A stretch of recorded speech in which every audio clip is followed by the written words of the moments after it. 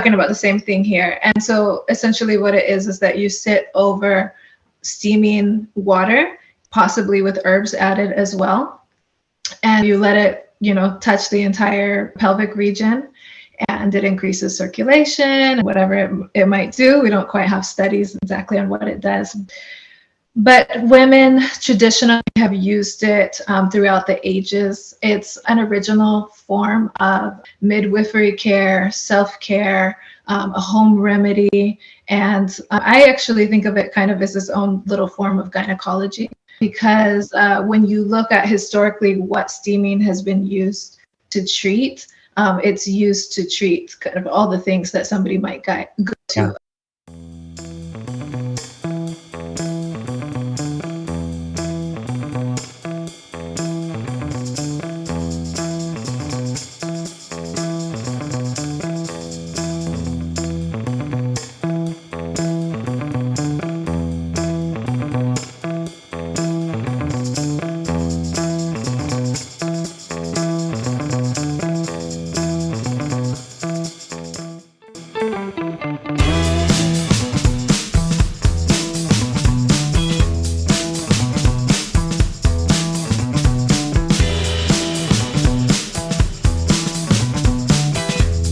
Keli, welcome to, I don't know if you've been on my podcast before. It seems like we've known each other for a long time, but you are the Steamy Chick. I feel like I have gotten to know you even more than you know, because I took your steaming facilitator, your level 1 certification, and I have since furthered this moniker of being this heretic as an OBGYN, because I'm recommending this crazy vaginal steaming, pelvic steaming practice. So I wanted to bring you on the show to bring the head honcho here.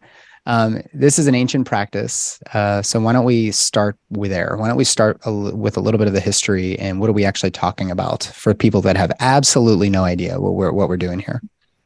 Okay, for sure. Thanks for having me, Nathan. We've actually tried to do this podcast interview several times, and this is the first time it's landing. So yeah, right. I'm glad you're here, finally. Yeah, but what happens is we always have phone conversations, and we're like, "Dang it, we should have recorded this. This would have been a great podcast." It's like that with Stu Fishbein, a good friend of mine, also in the birth community. He has a great podcast, the Birthing Instincts podcast. He and I will get on the phone and chat for like 90 minutes. And I'm like, God, when are we just going to hit record on one of these? And we finally did it not too long ago. Yeah. But it's the same with you. So anyways, start wherever you want with this whole story of steaming. That's cool. Yeah. So steaming goes by different names. Right now, it's known most commonly as vaginal steaming in the media, specifically because of Gwyneth Paltrow talked about it in her blog on Goop and mentioned vaginal steaming. But another name for it is pelvic steaming. Another name people like is yoni steaming. Sometimes you can just call it a hip bath or a steam bath or an herbal steam. So we're talking about the same thing here. And so essentially what it is that you sit over steaming water, possibly with herbs added as well. And you let it, touch the entire, pelvic region, and it increases circulation and whatever it might do. We don't quite have studies exactly on what it does, but women traditionally have used it throughout the ages. It's an original form of midwifery care, self-care, a home remedy. And I actually think of it kind of as its own little form of gynecology, because when you look at historically what steaming has been used to treat, it's used to treat kind of all the things that somebody might go to a gynecologist for. Yeah. Yeah, I think it's always important to highlight. People see these types of modalities and they use terms like alternative or complementary or whatever. I feel like it should be a natural extension of what we do in gynecology, because it's the least invasive. Really, I think it even is the lowest risk of all of the interventions, so to speak, that I've learned over my years of training and getting experience with these things. And while you might be thinking, God, hot steam, how dangerous, I haven't had a single person who has burned themselves. In fact, I was probably the only one. And what happened was I had a burner. I didn't burn myself, but I had a burner, and I put the pot, I had like a jet boil pot, which has this like nylon covering to it. I put that on the fire, and the pot, this wrapping is actually what caught on fire. So I learned from my mistake there, but I was like sitting on it and I was like, oh my. And then I got up and it was like, oh shoot, that was not the right implement. But if you do this appropriately, even just having a pot of very hot water and you have a stool with a hole over it. I use a bedside commode. I got it for $5 on Amazon or a Facebook marketplace. You sit there and it is like 20 minutes just to yourself. Nobody has had any complaints. If anything, they're like, gosh, it was just nice to be there, like be still for 20 minutes. And the warmth of these medicinal herbs coming up into the yoni, through the uterus, into the fallopian tubes, like it just felt so good for every single person I've recommended it to. And cervical dysplasia is going away. Their chronic UTIs or their chronic bacterial vaginosis seems to be at bay. Their fibroids, their periods start to regulate a little bit better. There's just endometriosis. There's been so many people that have just felt better doing it. So yeah, even if we don't know and can't say, here's the physiology or whatever, which you can get into, people feel better doing it. So there's something to it. Why not investigate further as opposed to like poo-pooing it and pushing it aside? Mm-hmm. Well, then that reminds me, we did, last time we were talking, we kind of started going into history. Do you know the book Trotula? I know Trotula. She was one of the first physicians in Europe, and she started a whole, like in Salerno, Italy, right? Wasn't she like the master at the med school? Yeah, I remember. I don't know about her book though. Okay, well, just the books that are, that she I don't know if they're written about her or that she wrote, but basically she is kind of recognized as one of the first female physicians in Europe. And her book of gynecology, which now we can just refer to as Trotula, was kind of like the Bible of gynecology. All throughout Europe, it was like the standard, for what is done, like for how to take care of women. But if you have looked at that book recently, so it's in the 1100s, 1200s, every single, remedy that she has involves some form of steaming. Mm. Mm-hmm. Every single remedy, whether it was fertility issues like laboring pains, postpartum, they use steaming. She used steaming for everything. And so it was really interesting. So this is actually what gynecology used to be, even according to European, the European history of gynecology, because this was like kind of like the foundational book of gynecology. And for hundreds of years, it was the book.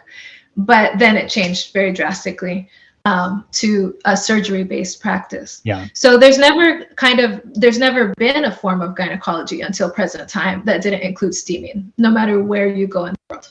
If we're talking about gynecology, if we're talking about midwifery care, or if we're talking about women's home remedies, there's never been a time or place history. Like you find the old Chinese books. If you find any gynecological remedies, they involve steaming. The same with the old Egyptian, the old Egyptian artifacts that they find. There's recipes for steaming and instructions for how to do it, or pictures, right? Like there's no part of the world where it wasn't used. So, one little additional fun fact I'll throw in there is I don't recall specifically, but I think it was Trotula who she had written so much. And then like after she had written and published all of this, I think it was not even credited to her at one period of time because somebody had said something stupid like no woman at this period of time could have possibly had this knowledge, and which is the story. I tell this in that episode 72 I did on a briefish history of Western medicine and women healers. This is the ongoing story of women in the healing professions, where anything that doesn't work is like, of course, she's a stupid woman. If it does work, it's not even credited to her, and some man reworks the language a little bit and hijacks it, and now it's respectable because there's some white European guy's name on it. But Trotula was highly regarded by her students, if I recall, and it's no surprise to me that so many women healers over the millennia have used these types of practices. Why would we question this if it's working for people? And meanwhile, we have become so, I don't know, we seem to have become so married to pharmaceuticals and surgery that we're not even willing to engage any of these possible steps to avoid those things. And it's a rhetorical question. In other words, if this basic practice that's going to cost you maybe $30 is helpful to you, and it may avoid a trip to get a painful biopsy of the cervix or routine, extra pap smears, extra screenings, maybe endometriosis surgery, whatever. Why not even just try it and see what happens with so little to lose? We've become so conditioned to lean into the medical system as if the Harvard and the Hopkins doctors have all the answers. But just because it hasn't been published as a randomized controlled trial, let's say, to show that it is definitively better than this pill, people are just not willing to look at it. It is the greatest frustration in my life. Wow, I feel you. But I mean, part of the problem is that people aren't really willing to look at women, right? I mean, wasn't there a law had to get passed just to include women in medical studies, right? Yeah. And that wasn't until, I mean, you know this better than I do. Was it until was like the 19th century? Yeah, it was like late 1800s. But even then, women would go into medical schools and they'd be like the only woman in a 50-person class, and they would say ridiculous things like they're not cut out for the grotesque nature of surgery. Their tiny little brains can't handle this, and it's taking away the reproductive forces in their bodies to learn these complicated matters. Just stick to women's worth. That was actually the way that they facilitated that, was to create a new profession just for women. And the Crimean Wars and whatnot actually helped to foster an environment where women did have a place in medicine, but as nurses who were going to take orders from the doctors. So women have been healers since the dawn of time, especially if you think of like the Black Plague. They had something like a 7-to-1 greater odds of surviving the plague. So naturally, all the men were dying, and the women had to step up into the shoes of the healers and start to do their thing and take care of the elderly and the sick and the children.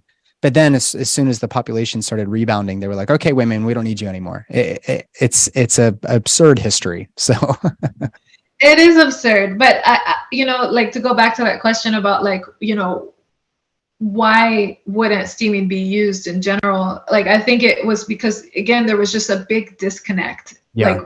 I think the history of gynecology is fascinating because, that was at first when I steamed, I was just like, whoa, this is incredible. How come and it wasn't until I learned about the history of gynecology that I was like, oh, it's because there was a complete disconnect. It wasn't like doctors took over, women's medicine and learned from the midwives and all of the female physicians what they were doing at that point. No, and that's part of something that you're an expert in. No, the women were actually imprisoned, and there were witch hunts, so all the women healers were tortured and killed in front of their families. Yeah, I mean, plenty of completely cut off, or had to go underground or killed off, right? And then you had the current gynecology that we have kind of started from ground zero, which is put them on a table so that we could see what the vagina looks like.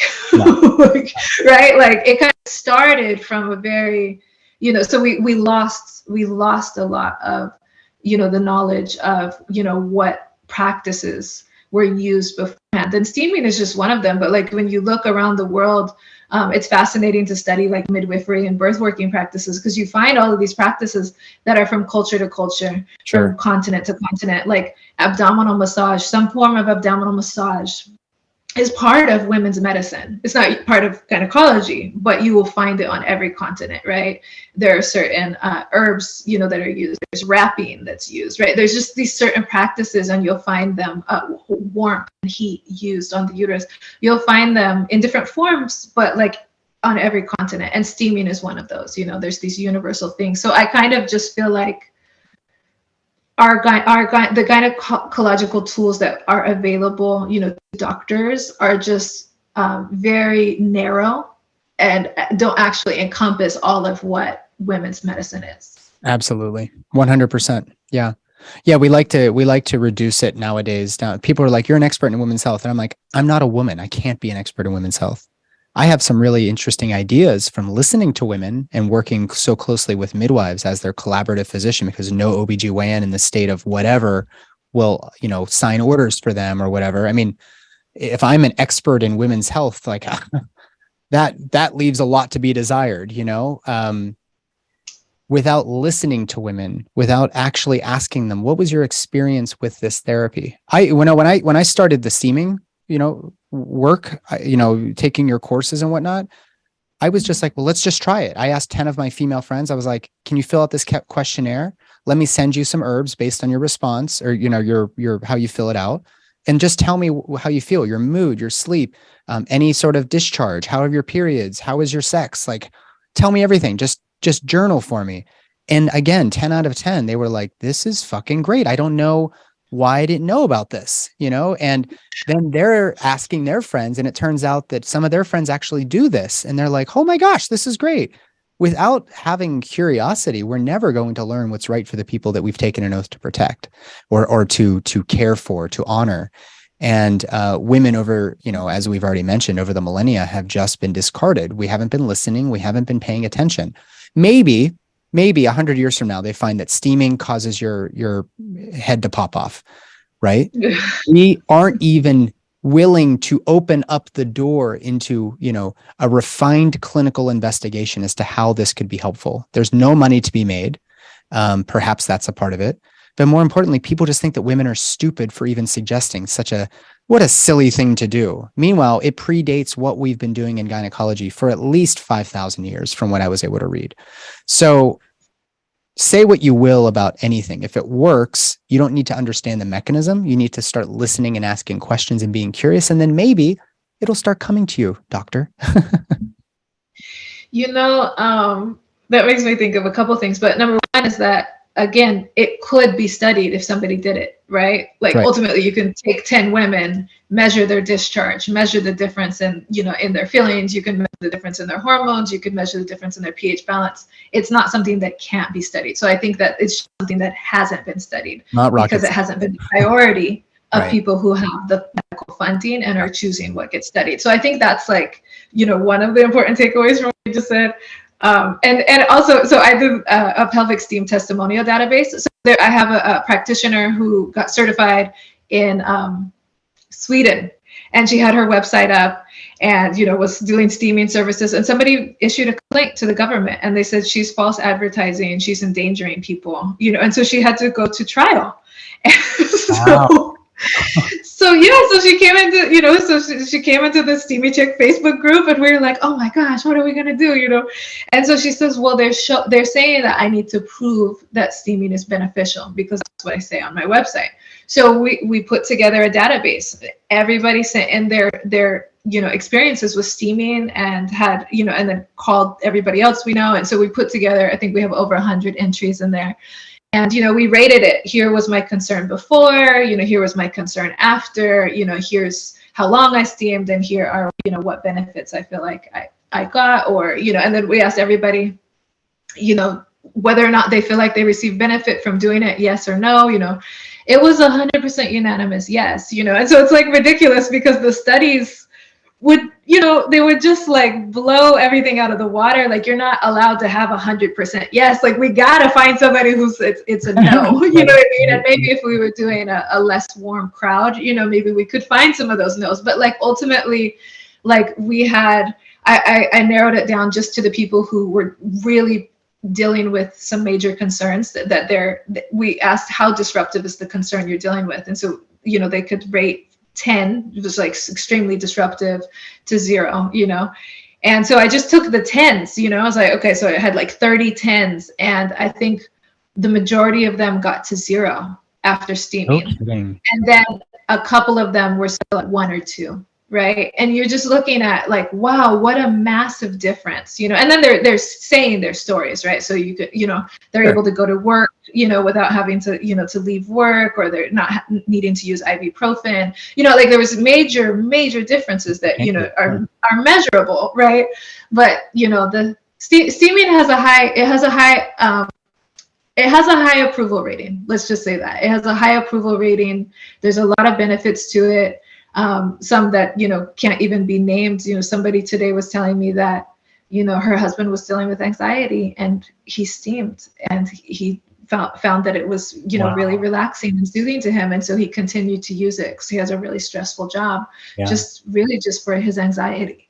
Right. So, like some of these, that's a little bit harder to measure, other than like, say, like, if you're looking at, prostate, an enlarged prostate before and after steaming, where you can see that it's measurably smaller, which if we did a study, we would probably find that prostates were measurably smaller, after steaming, for example. But even, it has a really high approval rating.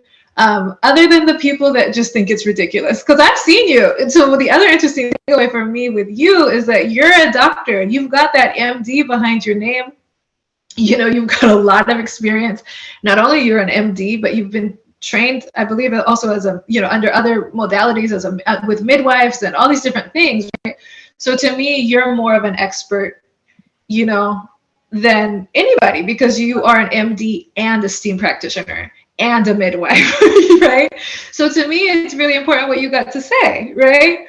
But I have seen these doctors completely discredit you. Oh, he just goes with anything, or he doesn't believe in science. Like I saw a thread and I was like, why are they saying this? You know what I mean? Like they pretend like we're doing this like based on like, like the thing is, okay, here's the thing. Like people rarely do things voluntarily that aren't paid for if it doesn't work or feel good. You got to understand, everybody who's steaming right now, we're paying for it out of our own pocket. We're trying to figure it out. We're trying to put together these pieces, and we're doing it on our own time. Nobody's doing it for us. You know what I mean? Like everybody's scrambling to figure out how to do this. People wouldn't be doing this if it wasn't having amazing results and making people feel good. Even if it was just making people feel good, that would be one thing. But Absolutely. It's drastically changing people's quality of life. But the problem is that I think one of the major problems is that a lot of times society doesn't really value women's quality of life in the same way. And maybe you could, speak more to this, but what I was reading about when I was learning about like birth control, early on, like development of birth control, was that they had it for men as well, but they were like, men aren't suited for the decrease in the quality of life. So let's just continue to develop the one for women. In other words, it's okay for women to have nausea. It's okay for them to have headaches because they can handle that, whereas men can't, right? So what we have here is a value choice, in that women's lives are considered more valuable, and that disruption to their life is considered okay by those that are in charge of making those decisions. I got nothing to add to that. I think you're spot on. And the reason I say nothing to add is because I sometimes feel like I'm just bloviating. I'm just blowing my own smoke all day long, talking about the lack of reverence for birth, but also which reflects our lack of reverence for women's value in our society. And it's not just because we need them to make babies, like there's some sort of incubators for the men to have playthings. It's, I don't want to go too far down this because, but the, even the word yoni, people are so bothered by it. It's like, why are you bothered by it? Like, why are you bothered by the word vagina? Like we use phallic all the time. Why don't we use yonic? I was talking to my sister about this and she was like, I'm going to start using yonic. We just have this very, very bizarre perversion, even in our language, around sexuality and reproduction. And it's probably partly religion. It's certainly cultural. So for anybody listening out there, if you think it's a strange idea to sit over a pot of boiling herbs, I hear you. There's a million of reasons for which you may feel that this is a little bit of a strange thing to do. And not a single woman who's tried this has had a bad experience. I mean, under my care. So having said all of that, I mean, you and I could go, we did it on your for your group, I think we did a pretty fair job of kind of illustrating some of the perils that we find ourselves in maternity and gynecologic care, women's health care in the United States. But we can build a life raft. And I do think that vaginal steaming, now that it's a part of my practice, all of my fertility clients get a consultation with me. I send them herbs from your site directly to their house. I give them the program. They're not yet pregnant, but when they get pregnant, suddenly now everything is even more, hard for people to understand. And I will say, as a disclaimer, if you're pregnant or you're immediately postpartum, you need to find a practitioner that really, really has dialed in their skills in how to recommend the duration, the frequency, which herbs to use, etc. But the sort of softball question for you is, do you have clients that use this in pregnancy and postpartum? And maybe you can sort of illustrate exactly what that might look like and why it might be beneficial. Yeah. So I want to say that steaming is contraindicated during pregnancy, and this is just a verbiage thing, but it can be used for labor and labor preparation. And, what's important to understand with steaming, at least how it appears to work based on, what observations people have after steaming, it does appear to open up the vaginal canal. And then, I actually used a mirror one time, and after steaming, it almost looks like a tunnel, so you can actually observe, the difference, that there's an opening, right? And steam opens everything, right? We know steam can open everything. It can get through metal, right? Like steam engines aren't used anymore because the steam can corrode the metal, right? Anyways, the point is steam can open and get into spaces. And so,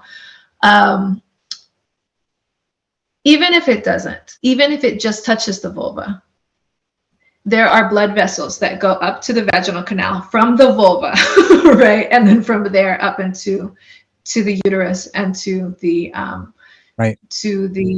fallopian tubes and ovaries. And so when people are trying to understand how the steam, is getting or can impact something in the uterus, that's how, is that ultimately there's blood vessels that connect all the way from the vulva through over to, to the entire uterus.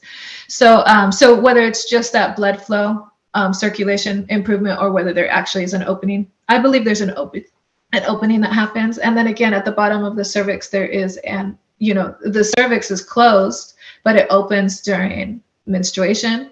It naturally has times that it opens during sex. And it needs to open as large as it ever is going to open in order to get that baby out. Okay. Let me add to that.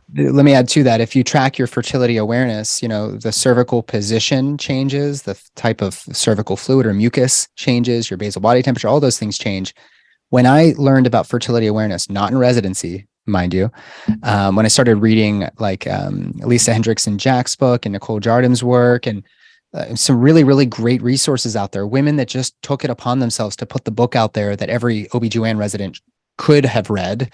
I found them and I was fascinated. So I started studying it, and I even was sort of keeping notes of my own. Like if my wife and I were being intimate and I had my fingers inside of her, I could feel her cervix is right there there's a dimple. Like if you waited 2 weeks after that, the cervix is you can't even feel it. You have to reach way back there, and it's like a hard knob. So these physiologic changes, this is what we could have been teaching young girls in 6th and 7th grade, but instead we were scaring them away with ulcers on the penis, photos of a head emerging, like, look how scary it is to have sex. Look at the horrible things. We could have been teaching them. Could have been teaching them a little bit about their physiology and their anatomies. So you're absolutely right. Like these are normal changes. The steaming helps to facilitate the normal physiologic changes that happen outside of pregnancy. And now that you're 37, 38 weeks, and we're trying to maybe provoke labor to happen, maybe 40, 41 weeks, maybe you're getting desperate and your doctor's threatening an induction. Could a person use a little bit of light steaming in order to help kind of ripen up that tissue? Absolutely. And the nice thing about steaming for labor preparation is that there are very few contraindications. So the only time that you can't do it is if vaginal delivery is contraindicated. Okay.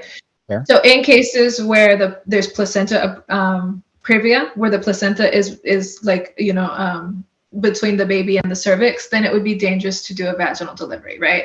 So that would be the case that you wouldn't want to use steaming. So if vaginal delivery is okay and safe, then steaming can be used. Just like a hot shower can be used, a walk can be used, and all of this helps to increase the circulation. The same with steaming, it helps to increase the circulation. But I also believe that, it's real targeted. So you're targeting that vulva and you're getting that blood flow specifically throughout the uterus to do whatever it needs to do. Yeah. And it can be used, I recommend, if you have a practitioner, I recommend working with a steam therapist who's trained in using steaming for labor prep. And I recommend meeting with them at 36 weeks, and then you'll meet with them weekly. And then they can adjust things as they go. If there does start to be induction pressure, sometimes people face induction pressure at 37, 38 weeks, there are different things that they could do to help, like, prep the body more and get things moving. Now, it doesn't induce, there is a kind of like as soon as people hear this, they're like, oh, this is a form of induction. It is not a form of induction. There's nothing unnatural about it. There's more than taking a hot bath, Yeah, that's a really good point. It's sort of like saying that eating dates or something is a form of induction. It's really not. It's actually helping. It's helping to nudge your body onto the path towards going into labor on its own. You're providing it some additional resources to do that. We are not like suddenly now you're steaming and your baby's going to be coming out like that. I don't perceive that. I don't think that that's in any way should be in somebody's language. So that's a really good caveat. Yeah, and we're really not trying to force the body in. So steaming done for labor is actually a modified form of steaming. It's only 5 to 10 minutes. It's very mild, and you can do it even without herbs, like just a little, steam session.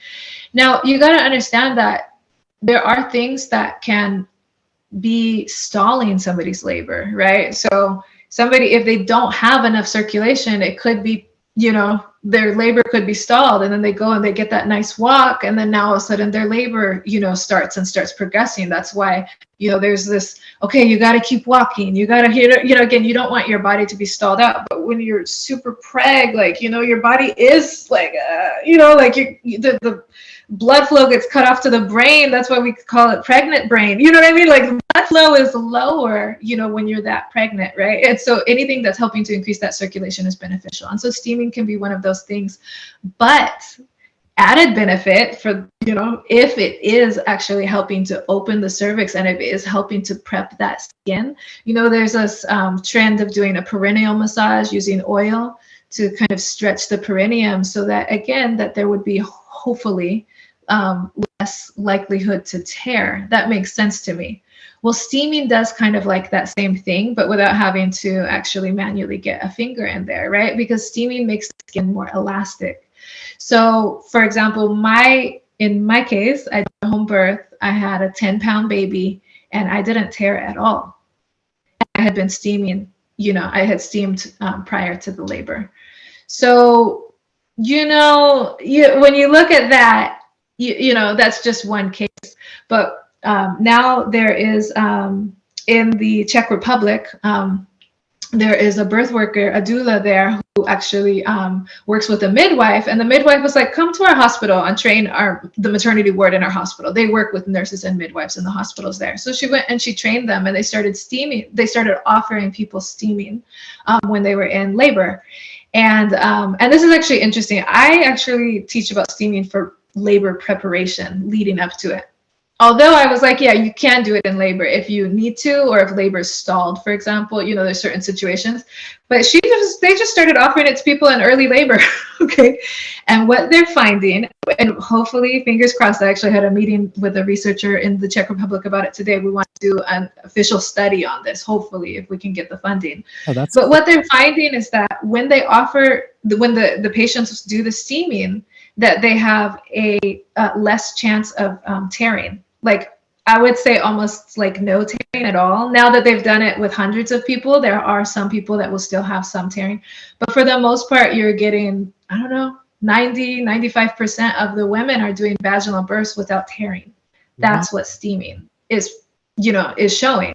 And that's an interesting one. I hadn't really thought about that too much, and I hadn't even thought about my own experience. But I do remember people, a doula, oh my gosh, she's that big and you didn't tear at all. I was like, I didn't tear, so that just felt like, just a chance at first. But now we're seeing, when more people are doing this and we're observing it, is that it makes sense. It makes the skin more elastic, so it protects and makes it easier for it to be able to stretch without tearing. So I think that's one of the really awesome benefits. And then you've got what they're also finding in the Czech Republic is that people are having shorter overall labors and not having the need for medical transfers or medical interventions or as much. So what happened was they started in one hospital, and then they were having so many great results that word of mouth spread. And so another maternity ward hospital invited them to come and train.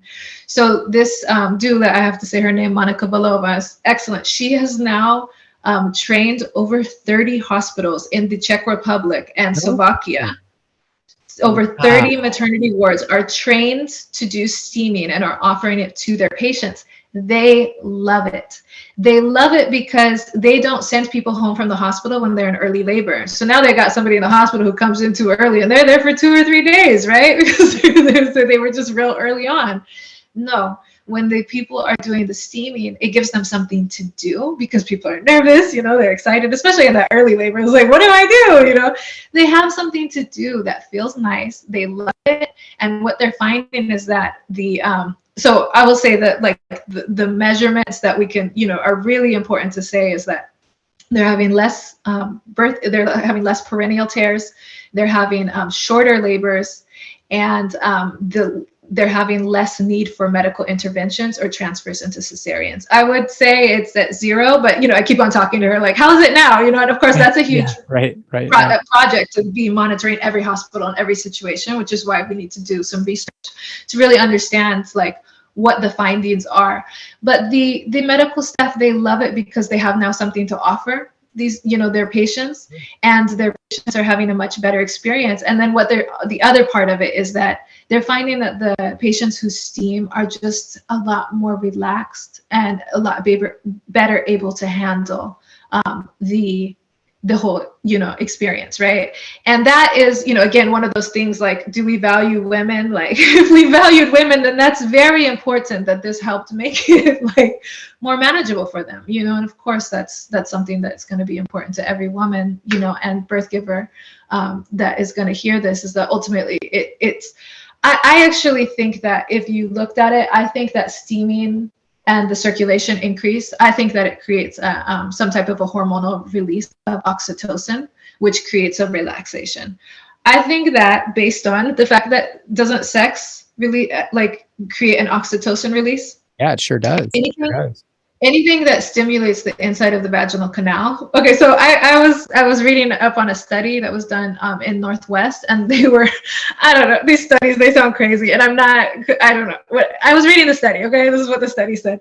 They were stimulating the vaginal canal of rats or mice, and then they were stimulating the cervix. And what they found was that the mice had 300% higher release of oxytocin as a result of the stimulating.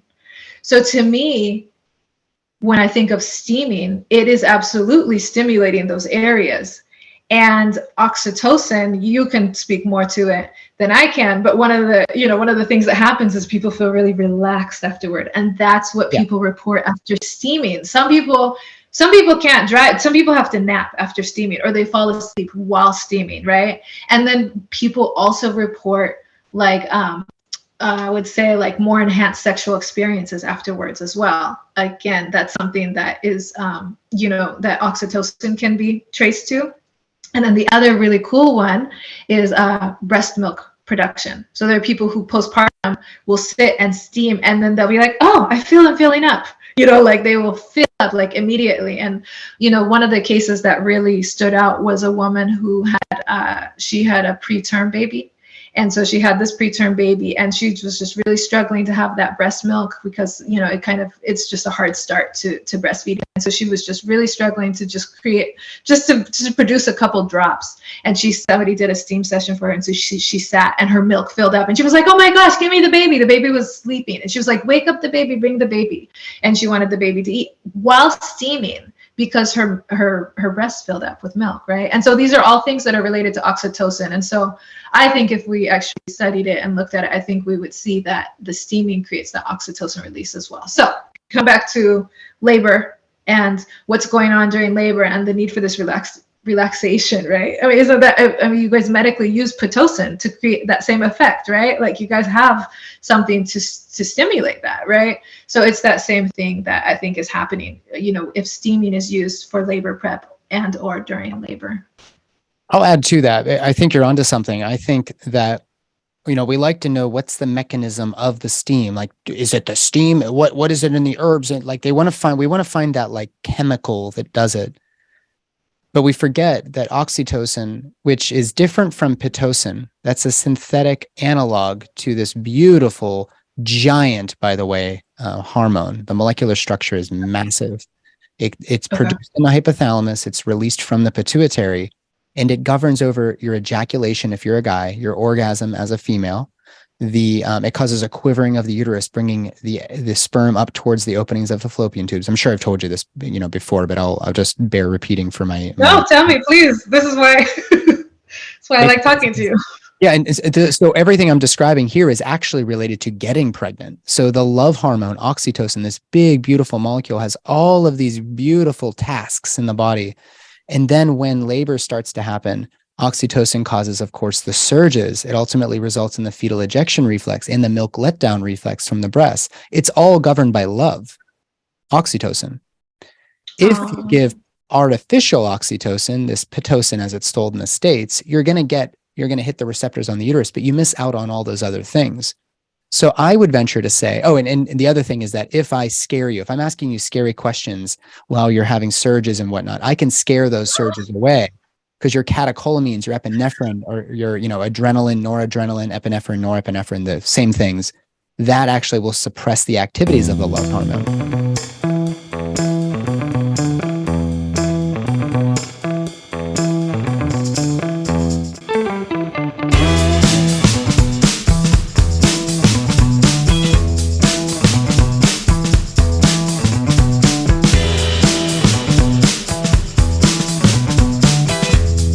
So that's why when women are under duress in the hospital, we have to keep cranking up the oxytocin to get the same effect. If you leave a woman undisturbed and she feels like she is cozy and warm and safe, she can give birth, no problem. We see this happen in mammals. We see this happen in humans.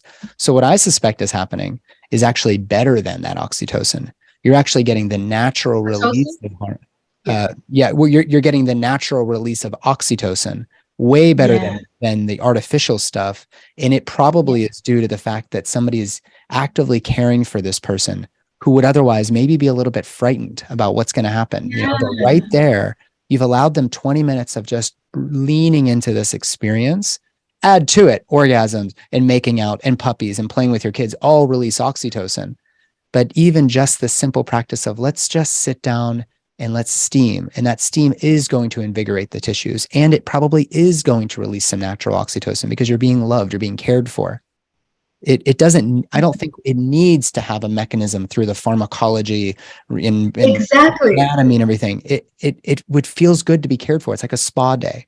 And that will release oxytocin. It's so relaxing. It's so like you just, it's like after sex, that afterglow where you just want to like lean into your partner. That's kind of what steaming does to the vulva, the vagina, the cervix, and every other part of the reproductive system. Yeah. It's incredible. And that's what as important as the herbs are, just in, being an educator about the benefits of pelvic steaming, I just want people to understand is like, ultimately the steam itself is doing something just by increasing that circulation and that warmth. It's allowing the body to function in the way that the body should be functioning. Right. So say somebody's labor is stalled or delayed because they are scared, right? Or just in a scary environment that they don't feel safe in. You offer that steaming, and now what? Now maybe they won't need that induction. Maybe they won't need those interventions, which ultimately, maternal mortality rates have been, in the press lately and are a hot topic because in the US, women are dying at like a really high rate compared to everywhere else in the world, right? And at least amongst the developed nations, we are not doing among the developed nations. And so, again, we look at these interventions, and again, these interventions, if you don't have to use them, it's safer, right? If you don't have to use them, it's going to be much better. So anything that's preventing the need for those interventions is beneficial. And we really, especially, in the United States at this time, need to be looking at those when we're looking at what is going wrong that's causing us to have these higher mortality rates, especially when you're looking at, Black, Indigenous, Hispanic and other women of minorities who have even higher rates, right? Absolutely. Yeah. Well, so it's I think it's a really novel application. I really like what they're doing over in the Czech Republic. I'd be really interested in reading that research if it was ever able to happen. Nathan, we need funding for it. Let's say that right here and right now. Listeners, we need funding. Send Keli a message. Well, what's your email, Keli? Just in case people, we're going to keep going in the interview, but right now, if somebody wants to go to steamychick.com and you find the little chat thing that gets to me. But my email is Keli@steamychick.com. Let me say hi@steamychick.com, HI, because Keli is spelled with an I. But, and they gave me like these really low numbers for the research that they were going to do this research on. I think they were going to have 100 women in the STEAM group and 100 women in the control group. I think it was $85,000 that they said that they would need to do it. So they can get it done for amazing rates. And if anything, it's that start to, the thing about this type of research is that it takes somebody who values it to fund it. Right? So those individual donors or somebody who knows a foundation, or if they have a family foundation or a board member, know a board member of a foundation and can speak to this, like, hey, this is really important, send them this podcast and be like, would you guys fund this? Those individual donors are really the ones that get this type of research done, because there's no bigger, it's just so hard. We're not going to get to the NIH, National Institute of Health, board anytime soon as far as, and be able to change what their priorities are for what they're putting, the majority of the research funding in the world to. So finance this study. Finance the study. If anything, let's get that out of, and let's put it out there, you guys. I know we can do it. Put out the energy. Yeah. One other thing I want to make sure that we do cover a little bit is maybe a little bit of guidance or insights into what women's experiences have been in using steaming during their postpartum recovery. Can you speak to that? Sure. Yeah. So postpartum is really cool. Steaming for labor, actually, you will find it in the book from Trotula. That was one of the indications for steaming and so forth. And around the world, you'll find it in a couple places. I have a Vaginal Steam World Map where I look at records of steaming all around the world and what it was used for. And you find steaming for labor here and there. But what you find all around the world, every record of steaming that you can find, everywhere that it has ever been used, it has been used for postpartum. Postpartum is the most universal use of steaming. And when using steaming postpartum, what you'll find is that it really it really helps with the postpartum recovery and shortens the amount of time that someone is dealing with, with some of the, the postpartum, problems or side effects, So I steamed myself postpartum. I learned about it in a Facebook group in 2013. I had my first baby, and I had actually already known about steaming and I was using it, but I didn't know that it could be used for postpartum. So I learned that it was used for postpartum, and I decided to give it a try. And, again, my first baby, a 10-pound baby, I did have prolapse. I had prolapse, I would say, stage 3 or stage 4 prolapse, or, basically, for those that don't know, when you have a baby, your uterus can come right out with that baby. Okay, it can come down and out. And so mine was all the way down. My cervix was down at my vaginal canal opening. So, it was visible to the eye. And that's a really bad feeling, and I went to the bathroom. I just knew something was wrong, and looked at it, and I just felt awful. I felt like it's just a bad feeling. Your body's not, organs aren't where they're supposed to be, and one looks like it's about to fall out. It's just a bad feeling. And so I actually steamed immediately. Now, Steaming postpartum should be done, with a midwife, a birth worker, or a practitioner who knows when it's safe to steam and when it isn't safe to steam. When there's still bleeding, it can be dangerous to steam, for the same reasons that, any bleeding is dangerous postpartum, but you got to understand that steaming stimulates blood, so it can actually speed up bleeding. So it's really important that we're working with trained people at this point. But it was safe for me to steam, so I steamed, and I immediately noticed a difference. The cervix was no longer visible, and it was no longer something that I could, that was at the vaginal canal opening. And I steamed every day for about 30 days.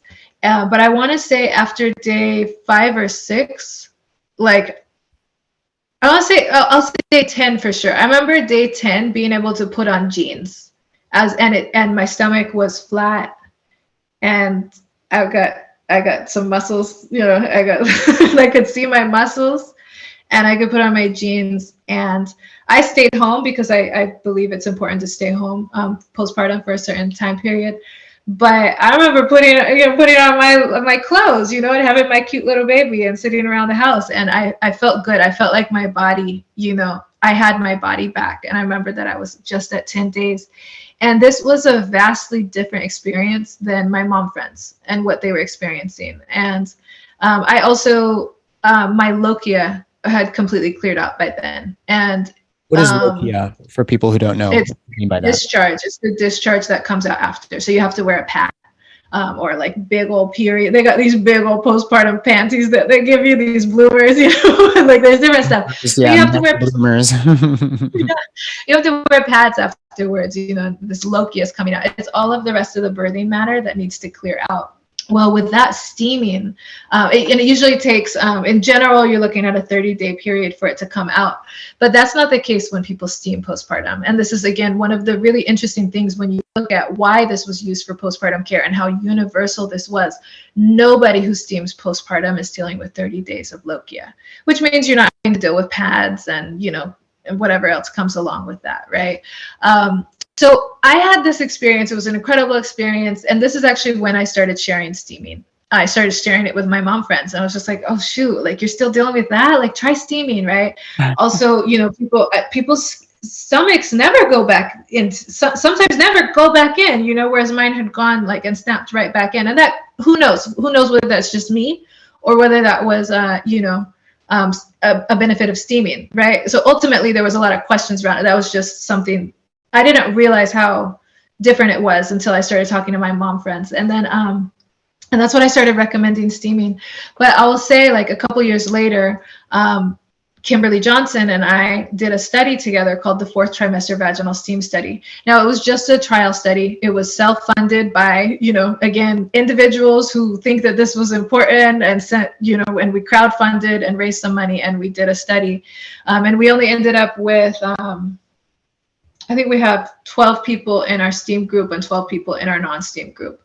And so a tiny little trial study, but trial studies are important just in the world of studies, just in general. You have to do a trial study and set it up to see what it would look like. And then also so that it can be replicated, bigger with, 30, people in each group. And then so it could be replicated. So that only once you have those trial studies can you even get funding or apply for funding to get those bigger studies. So just everybody understand the importance of trial. Our humble little, I'll just give that disclaimer. Proof of concept. Yeah. That's what it would be called in the sciences. It's a proof of concept study. Hey, is this something that's worthwhile to invest $1 million into?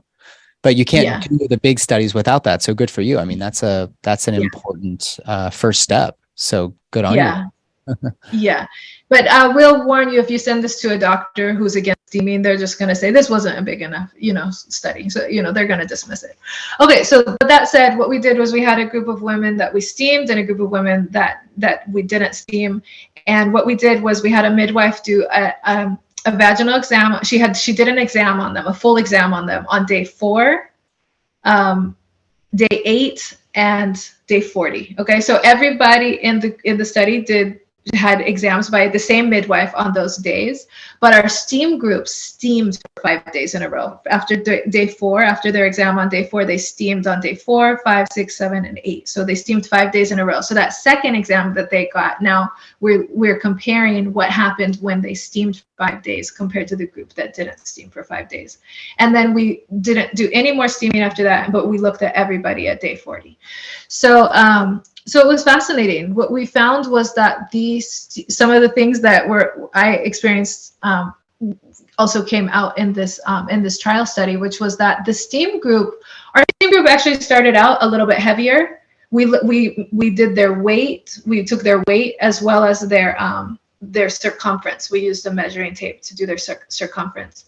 And what we found was just on average, our steam group just happened to start off a little like on the heavier side.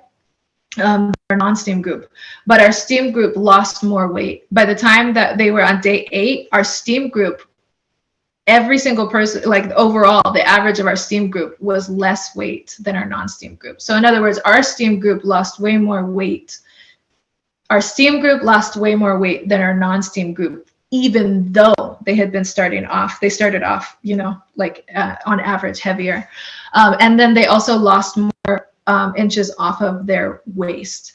And what was interesting about this one was that at day 40, after day 8, the non-steam group, they did start to lose weight and start to lose inches off of their weight, but they never caught up to the steam group. So overall, by day 40, the steam group had lost more weight and lost more inches off of the waist than our non-steam group. So that thing that, again, and I wasn't taking pictures and I wasn't even on Instagram. People take pictures right now for the grant. I took no pictures at day 10. I did find a picture of me at like day 35 postpartum. And yeah, again, I look real, it looks like my body, but that's my memory of it. So that my body was back after 10 days.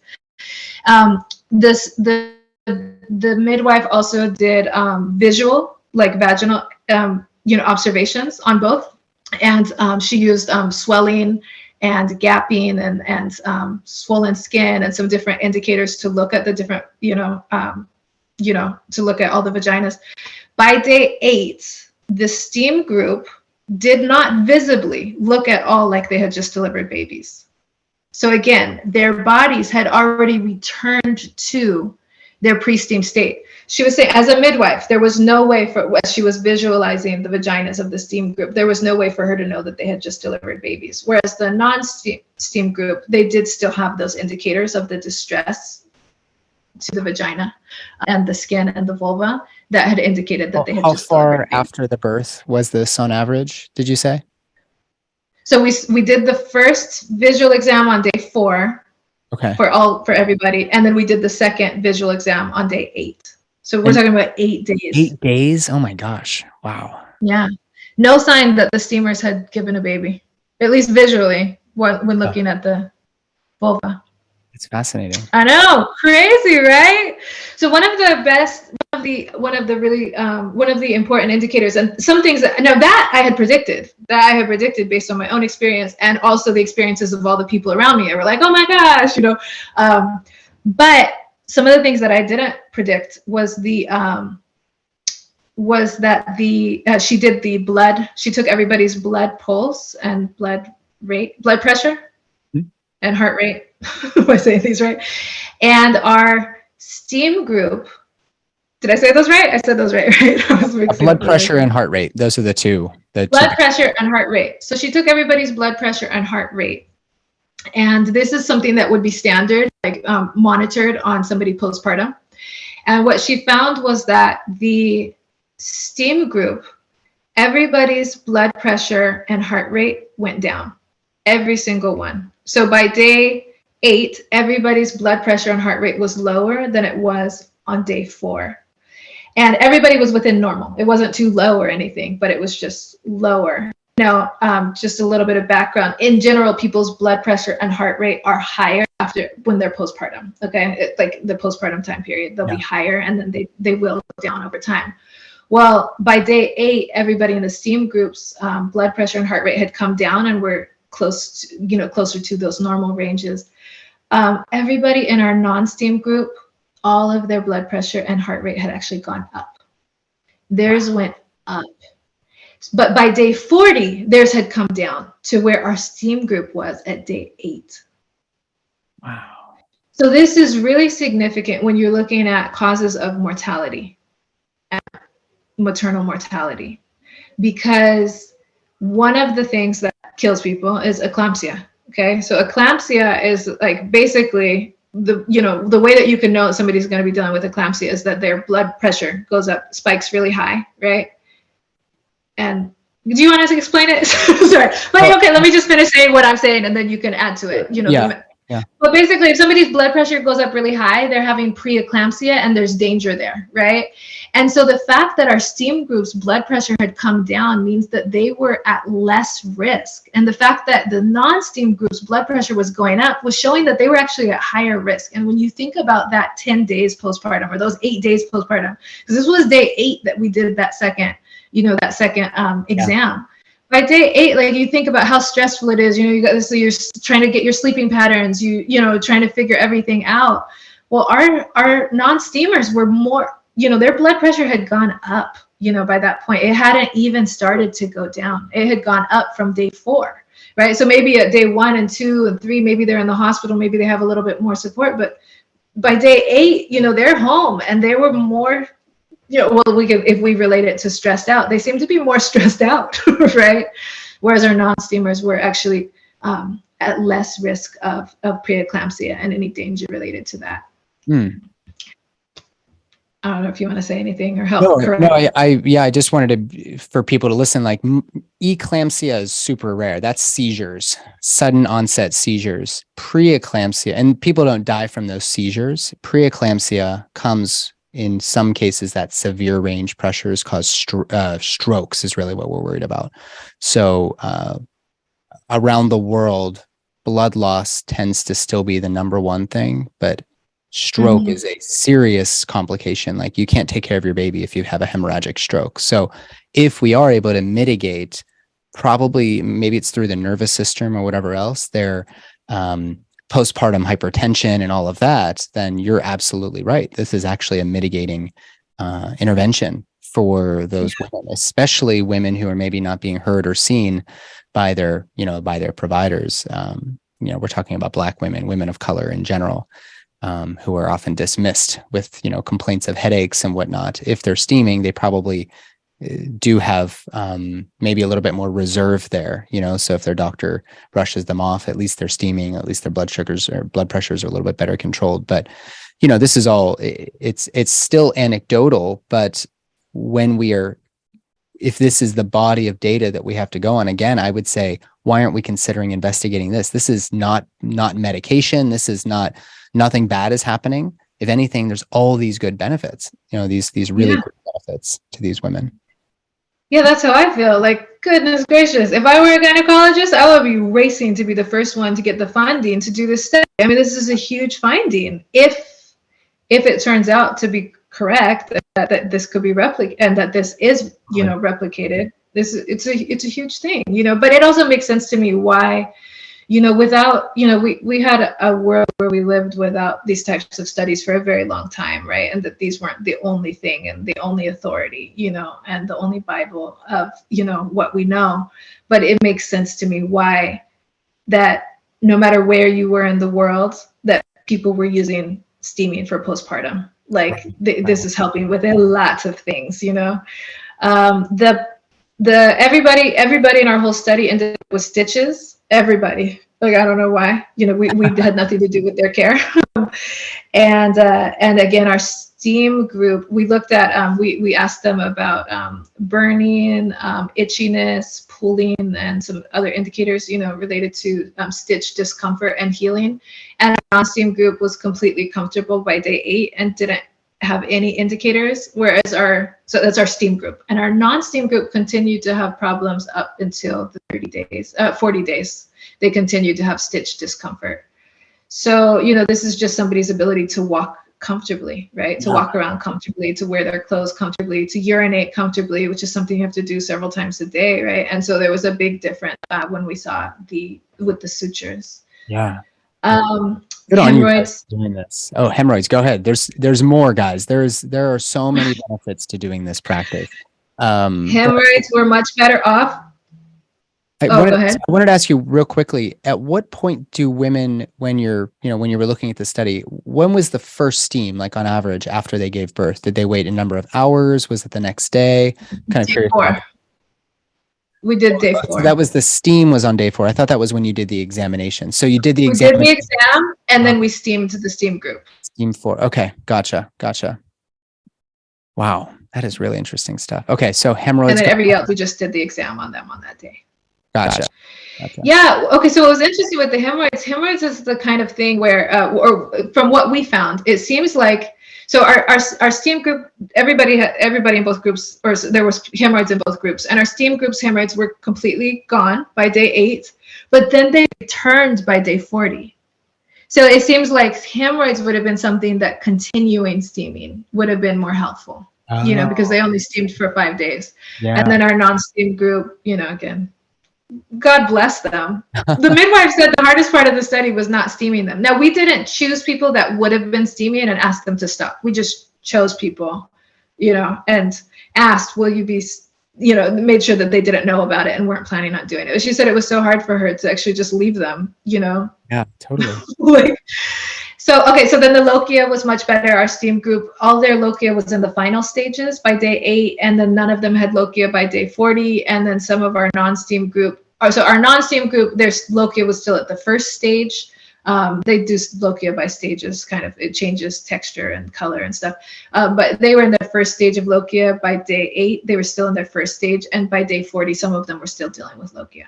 So those were, some of the major things. And so, just if anything, there's just a little bit of evidence more than just what I recall was that I felt much better, but I also didn't have anything to compare it to. I had my first baby and I steamed. So I didn't know that it was rare that I hadn't torn. I didn't know that it was rare that even with a prolapse as severe as mine, that it went completely back. So that's why I was so shocked when I was, hearing what was going on with other people and they were still dealing with prolapse a year later or 20 years later or 40 years later, right? Yeah, you're supposed to deal with that right away. You gotta steam that uterus back up right away. You just steam it right back up, right? And so, so these are some of the benefits of postpartum steaming.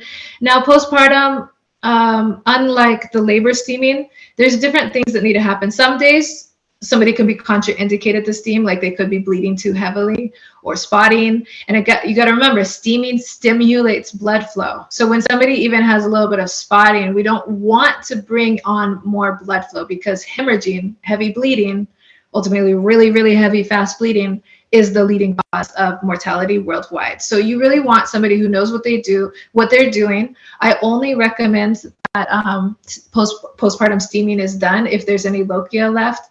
Well, let's say wait until everything is brown. That's a sign that there's no active bleeding, or until it stops entirely before steaming, unless you're working with a trained practitioner. A trained practitioner, my practitioners, have to have with them a way how to stop bleeding. We have herbal first aid to stop bleeding. Just in the case that it happens, anytime you are working with somebody in this postpartum time period, I feel like any practitioner should have that as well. I also feel like doulas should probably be trained with, first aid on hand to stop bleeding. But either way, that said, my steam therapists are trained and they have first aid on hand before any postpartum steaming happens. So that means they either, they work with the person, have it shipped to their house. If they're working virtually, they also work with people virtually, but they make sure that those herbs are in hand and then they're monitoring that person. So some days somebody would be steaming and some days they would pause and then they would start again. There are a lot of benefits to steaming immediately postpartum, but this is the knowledge that the midwives and people who have been doing this for a long time have. They know when it's safe to steam and when it's not. And this isn't something that the fact that people are learning how to steam on YouTube and spot, and now they're postpartum, that's not enough knowledge, to be steaming in this time period postpartum. So what I would really love to see in general is more birth workers trained in this. And of course, Nathan, are you bringing in us any other more OBGYNs who are going to get trained with it? But anyways, more people, more OBGYNs, OBGYN nurses, and birth workers, people who are in the labor and delivery room and who are on the postpartum team should be trained in how to use steaming. And then there are some situations that are absolute first aid situations where steaming could, be really helpful. But again, it needs to already be knowledge already needs to be in-house, in that labor and delivery room, in that hospital, wherever it is. And I'll give one example. One of my practitioners she did a home birth and her placenta didn't come out. And so she said she squatted. She was doing squats, she was doing massages, she was drinking herbs, she was doing all the things that she could. And the placenta still wasn't coming out, and nor was she having the contractions. So she was like, after a while, ultimately it's getting very dangerous. That's a dangerous situation because of for the people listening who don't know, if the placenta doesn't come out, then this could be one of the things that causes hemorrhaging, heavy bleeding, which the body does to try to, I guess the body does it to try to push it out, or when the placenta comes out, it could come out with this heavy bleeding. So anyways, at least that's my basic understanding of it. But anyhow, so she steamed. She was like, okay, let's steam. She had the people around her set up a steam sauna. She'd go get my steam sauna. And she said she sat there, and then she said the placenta came right out. She said effortlessly. Wow. It just slipped right out. Right. So this is a first aid situation that we got to know about. Another one was a friend of mine. They catheterized her during the birth. I'm not sure. I guess that's a practice that's used sometimes. And the catheter caused her to swell up a lot. And so because she was so swollen, she wasn't able to expel her bladder all the way. So she was retaining urine, which puts her at danger of an infection and so forth. And so they didn't want to keep her at the hospital. They wanted to send her home with a catheter. Okay. I know that the catheter is what caused the swelling in the first place. So if this doesn't make sense to you guys either, it didn't make sense to me. Catheter. Maybe they put the catheter in because she got swollen and she wasn't draining her bladder. Isn't that possible? They catheterized her during the delivery, and the catheter caused her to swell up. Then they removed the catheter, and they scanned her, and she wasn't expelling all the way. So then they recatheterized her and wanted to send her home, and she was going to come home. She was going to come back in 5 days, and they were supposed to remove the catheter at that point. I don't know. I was just going. I'm not a doctor. I don't know how and why this made sense and why this was happening, but this is what was happening, and maybe there were reasons for it. I don't know. But going home with a catheter and a newborn and a toddler, no, is not ideal. And so so we sent a doula. She's a friend of mine. So I sent a doula right to her hospital room. And this was a funny story because in LA and Kaiser Hospital with a steam box and going into this hospital room, all of the nurses and doctors that saw it were like very alarmed and like, what is that? And they were ultimately just kind of changed the topic. Yeah. And after everybody left the room, they set up and they did a steam session. And she, after 1 minute, was like, help me to the bathroom, And everything came out. And she said, okay, my bladder's empty. I can feel it, right? So within 1 minute of that steaming, we've now resolved the medical problem. And guess what?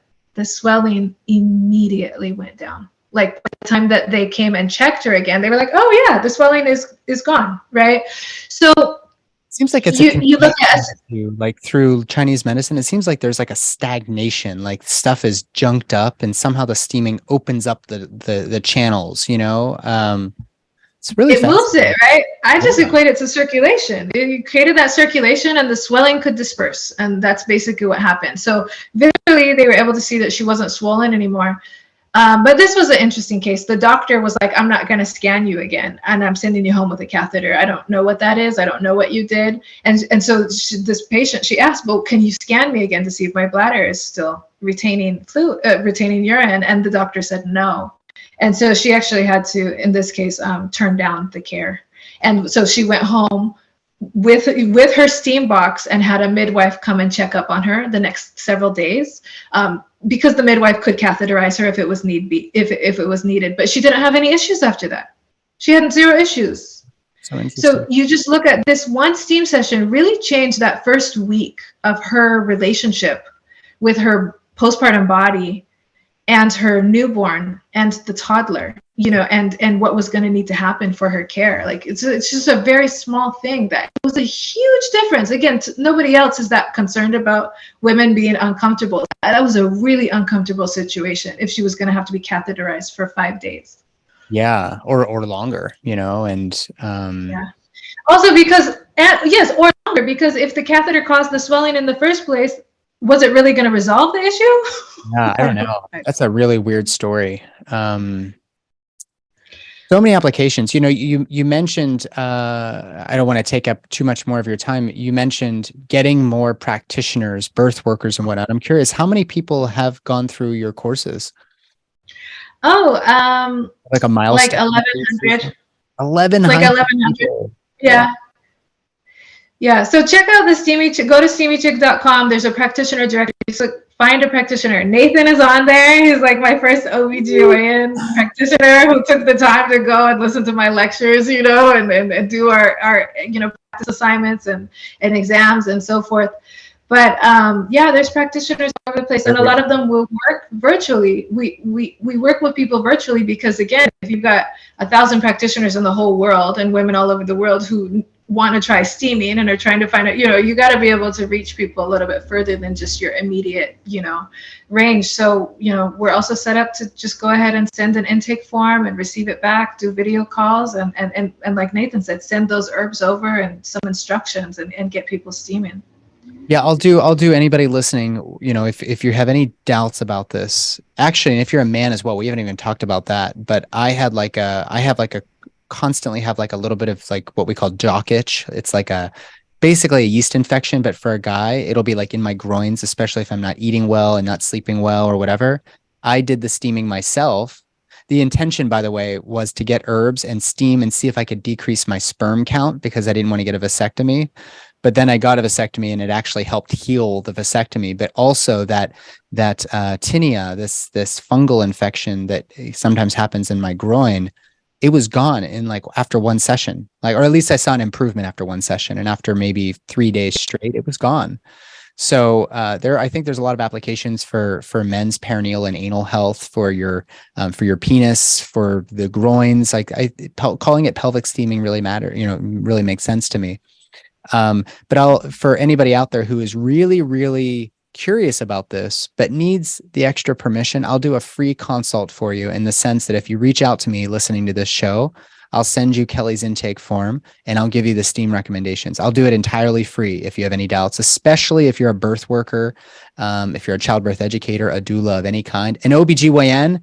For the love of God, can one of you just try this? I'm doing it for free. In fact, if you're an OBGYN, I will buy the herbs for you and I will seal the envelope with red lipstick of my own. Try this out. And if you're ready to do the training, I do have a link up on my website that will get you access to Keli's steaming modules. There's 2 levels. There's the level 1 and then the level 2. The level 2 is the one that you had mentioned is the higher level. There's going to be the ones that have the sort of nuance around the first aid, around, pregnancy, postpartum. Some of the more, I don't know, more clinical scenarios might end up it's called a Peristeam Hydrotherapist. Do I have it right? Right on. And that's your term, right? You're the only one that trains people to do that. So if you're interested in doing the training that I did, I will tell you, Keli, I've taken a lot of courses. Yours was one of the hardest. I mean, it was so thorough, and you really wanted to make sure people knew why they were recommending this during certain times. Cloak or no cloak, heating element, like ongoing heating versus no heating, which types of herbs, why are we blending the herbs like this? What is the energetic properties, the chi tonics, the kidney tonics? I mean, you really did an amazing job with the course. So I recommend it to anybody. So cool. Invest in yourself. I'm so glad to hear that. Thank you, Nathan. Yeah, my pleasure. I was even thinking at maybe my Twins Breach conference, maybe I'll have like a sauna set up or something and let people try it. I don't know. I'll have to figure that out. But, no, your conviction behind it is incredible, and obviously I've got some measure of that as I'm out here. My main profession is this pelvic steam educator. I don't know how that happened, but it is the case. And it's just because it's a travesty for people not to have access to this, I agree. Oh, it is. And so anyways, that's actually a good idea for that conference. That conference when you sent out the email, and I was like, oh, this is so cool. And I was like, okay, yeah, I don't really have any reason to go or anything, but yeah, maybe we could set up like a, like a steam spa area, like a pop-up, and we could find some, steam practitioners to come in, and that way people can try it out, because, and then also for the birth workers and the doctors and everybody, I think that, and what I do, with my practitioners is I have you use it, right? Like, yes, like understanding how it could be used for labor is great. And so you could learn that, but you start just by using it yourself, right? And that's how you got that knowledge, Nathan. And like, that, oh, shoot, it helps with jock itch too, right? Like ultimately you get the knowledge by doing it yourself. Like that's kind of, how I feel it's important, but it's also a really important part to us, regaining or reclaiming this knowledge that has been lost or buried for a very long time, at least in the Western world. It's like, people can ask all these questions, but ultimately you try it and you're like, oh yeah, this is how it works, or this is how it feels, right? Like it's not book learning, you just do it. It's like explain a hot shower.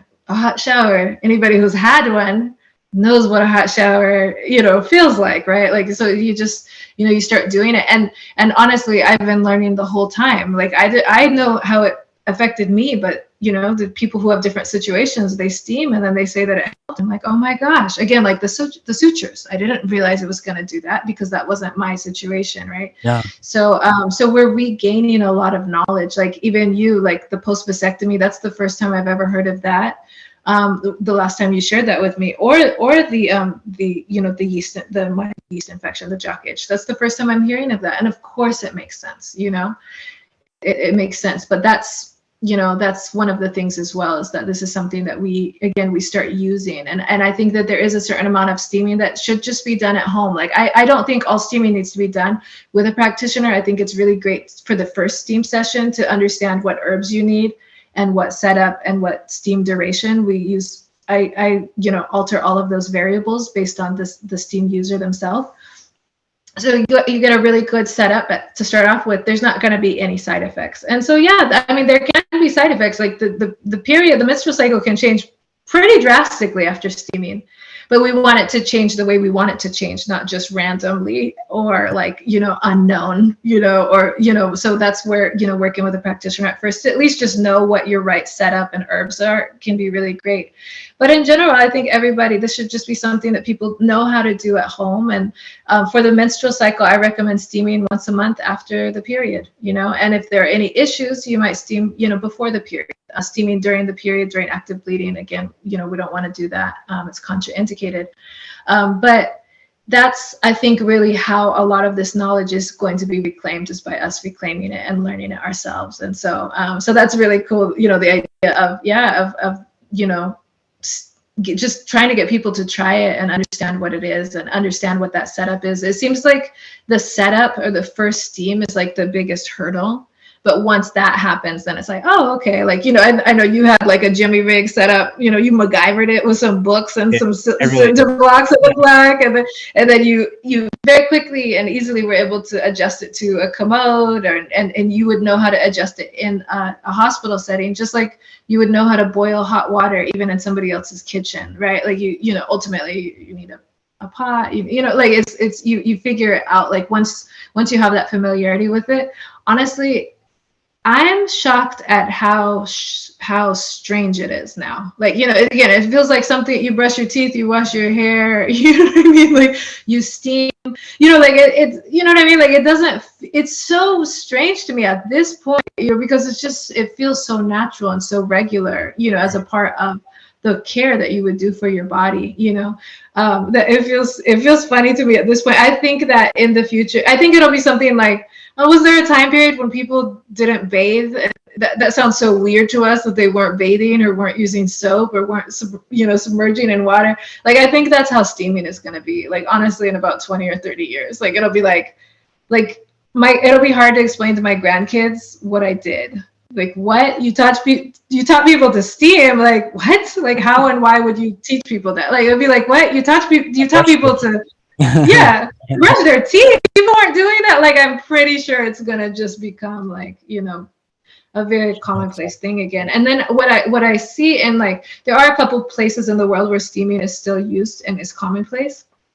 And even in those places, everybody has knowledge of it and can do it, and it will be used. But then during certain time periods, that's when there are people with higher level knowledge that will, get a specific, herb formula for a specific problem. And so everybody has some knowledge that can set it up. But then there are people, that are more trained when there are specific issues. Yeah. But as for general maintenance and hygiene, I think it is really something that I first learned about it actually from a Korean spa, and the Korean spa owner told me it was done once a month, at least after the period, and it just helps to clear everything else out of the vaginal canal, the cervix, the uterus. Yeah, so much sense. And that made a lot of sense to me. And so that's just, I think, the kind of thing that really everybody should, start to figure out how to integrate that, for people who do have menstrual cycles. And then for the fellas, try it. I think for the fellas, okay, I don't know if you had this experience, but like, I think that it could be very stimulating for men. So I think that is something that, is important, to mention. I don't know if you've had that experience, but I know some men find it to be very stimulating. So I think that's important to know. But then it also a really great application when men are dealing with any dysfunction. Yeah. Yeah. Oh, yeah. I mean, like erectile dysfunction. We even could think about the energetics of premature ejaculation. I think there's lots of applications here. I might be the vanguard in investigating into some of the other practices for men. So we'll have to catch back up on that. SteamyChick.com, Keli Garza, the boss lady, and I really appreciate what you do. Is there any other things you want people to know? Anything you're launching upcoming, or just head to the website and that's where they'll find everything? Yeah, there's a documentary coming out. We're going to start shooting a documentary in a few months, and then hopefully by next year we'll all be able to watch it. And then at that point, I think that's when we can really start to move towards normalizing this. And what I'm really hoping as a result of the documentary, we are going to focus in on having, we're going to have doctors and featured doctors like yourself who do know about steaming and can speak to the benefits of it. And what I'm really hoping is that at that point, we could start to see this normalization of it. And as much as, as far as me and you can get educating people on Instagram, there's, I think, 100,000, surgeries that are performed every day on women, like cesareans and hysterectomies and so forth. And so it's like, in order to disrupt that, if steaming could have helped half of those cases or made them unnecessary or more, in order to disrupt that, it really does have to get to a point that a doctor definitely isn't telling people not to steam. We have situations where, that's where I'm able to refer people your way, like where the doctors are saying, oh, you're doing what? Don't do that, but to the point where they can say, well, if you don't want to do the surgery, maybe try this and then come back and we'll do another ultrasound to see if you're still dealing with this, you're still at the same place, or if you've seen improvement. Like, it can be something that can be done compatible with, with the medical care system. It's not something that has to be opposed. And that's why we are going to go to the Czech Republic and show the steaming in the hospital there, and how it's something that the hospital, the maternity ward staff likes. It's something that the doctors like. They like when their patients choose to steam, and to see how simple it is, to offer that at those opportune moments. So anyway, so that documentary is coming out. Look out for that. If you end up interviewing me, can I go to Hawaii for the interview? Or no? Darn.